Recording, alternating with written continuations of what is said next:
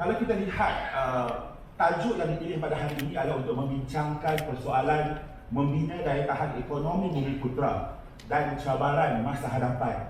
Dan kalau kita melihat seawal atau di pertengahan tahun 2022, kalau kita tengok banyak kata institusi kewangan antarabangsa meramalkan kelembapan prestasi ekonomi akan berlaku pada tahun 2023. Dan ini diakibatkan oleh mungkin pasca COVID-19.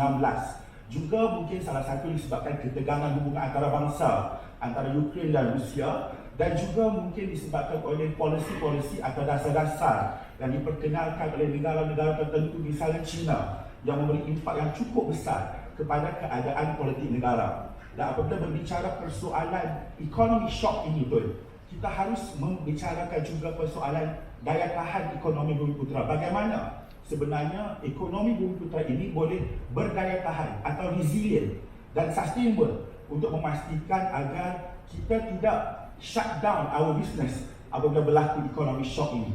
Jadi soalan pertama saya kepada Tun, mungkin Tun boleh definisikan, memberi maksud dan pemahaman berdasarkan pengalaman dan pengamatan Tun, apa yang dimaksudkan dengan daya tahan ekonomi Bumi Putra itu, dan melalui pengalaman Tun menerajui kerajaan selama 2 kali, saya kira bagaimana atau indikator yang boleh membuatkan ekonomi Bumi Putra itu mampu berdaya tahan dan keluar daripada krisis-krisis ekonomi. Dipersilakan Tun.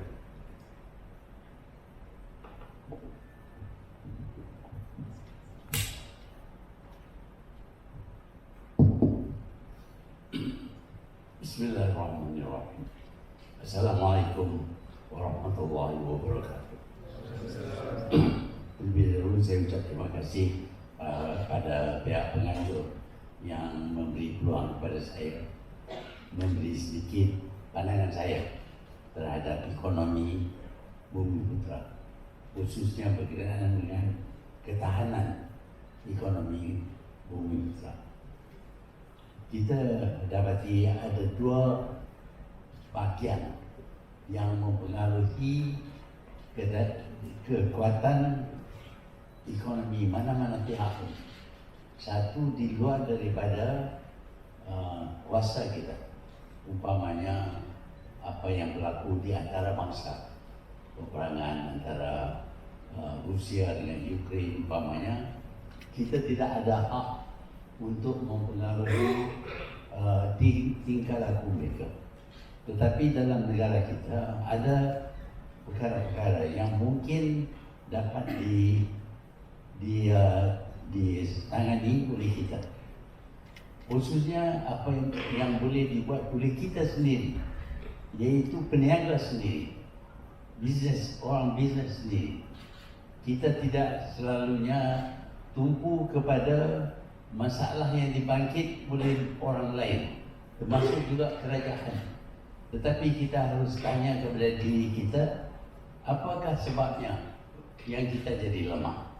Dan kita akan dapati banyak perkara-perkara yang kita lakukan yang tidak sesuai dengan kejayaan dan tidak memberi daya tahan kepada kita. Ini kita perlu terima hakikatnya, fact. Bukan kita nak menyalahkan pihak lain, tetapi tanya diri dulu, apa yang salah yang dilakukan oleh kita. Saya berpendapat bahawa ada banyak perkara yang salah, terutamanya berkenaan dengan budaya. Budaya di sini bermaksud nilai hidup yang dipegang oleh kita. Dan nilai hidup ini akan menentukan jaya ataupun tidaknya kita, bahkan bangsa kita, negara kita. Kalau nilai hidup itu tidak sesuai dengan kejayaan dan ketahanan, maka tentulah keadaan kita akan menjadi lumpuh, lemah dan tidak berdaya tahan. Kita harus kaji dengan mendalam kesan nilai itu. Umpamanya kita sedar bahawa bekerja kuat memberi kekuatan kepada kita. Bekerja kuat bermakna bahawa kita mengambil berat segala-gala yang mempunyai kesan terhadap tingkah laku perbuatan kita. Kalau kita dapati bahawa budaya kita ini tidak sesuai, kita perlu betulkan. Umpamanya ada pihak yang berpendapat bahawa setakat itu cukuplah, tak payahlah lagi kita pertahankan. Saya dilapor oleh seorang bahawa ada seorang penjual mi di tepi jalan. Mi-nya cukup laris. Orang beratur untuk nak beli mi-nya. Dia sudah berjaya dan dicadang kepada mereka, kepada penjual mi ini, sudah maju, patutlah ada penjualan ini di dalam kedai tertentu, bukan gerai tepi jalan tapi kedai tertentu. Jawabnya mudah. Takat ini cukuplah.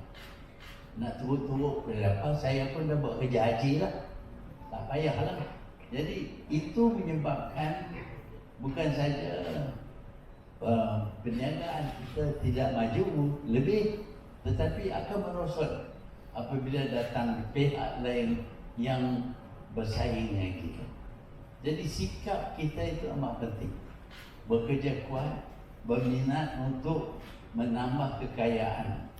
Saya dapati masih ada dalam sekolah umpamanya guru-guru yang mengajar bahawa dunia ini adalah untuk orang kafir.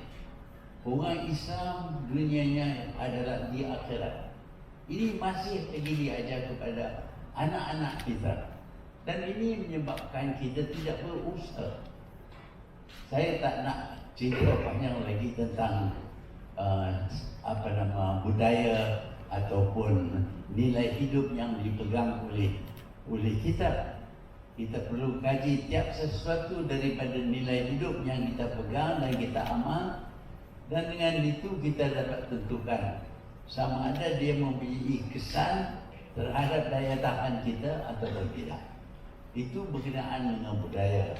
Sudah tentu iklim di sekeliling kita juga mempengaruhi kita, dan kita perlu faham tentang keadaan di sekeliling kita.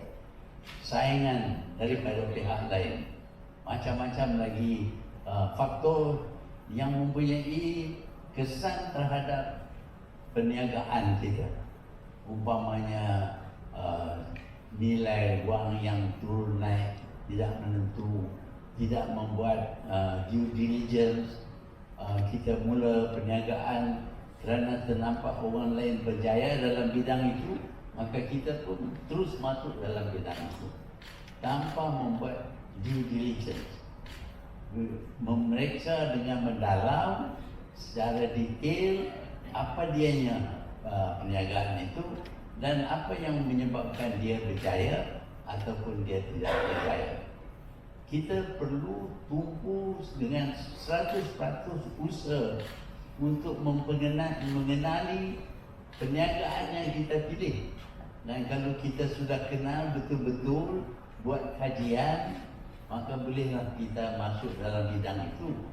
Walaupun bagi saya lebih baik kalau kita bekerja dengan orang lain dahulu untuk mendapat pengalaman. Jadi banyak lagi yang boleh kita perkatakan yang menyebabkan daya tahan Bumiputera yang berniaga ini kurang kuat, dan saya percaya ahli panel yang lain juga mempunyai pendapat. Saya nak berhenti situlah. Baik, terima kasih yang awak bahagiakan daripada apa yang telah disampaikan sebentar tadi. Saya kira dua perkara penting. Pertama, dari segi budaya. Itu budaya memainkan peranan yang cukup penting, dan juga nilai hidup itu sendiri. Dan semestinya usahawan perlu melakukan due diligence untuk memastikan apa yang sepatutnya dibuat dan apa yang sepatutnya tidak dibuat. Okey, kita teruskan dengan yang berbahagia Tan Sri.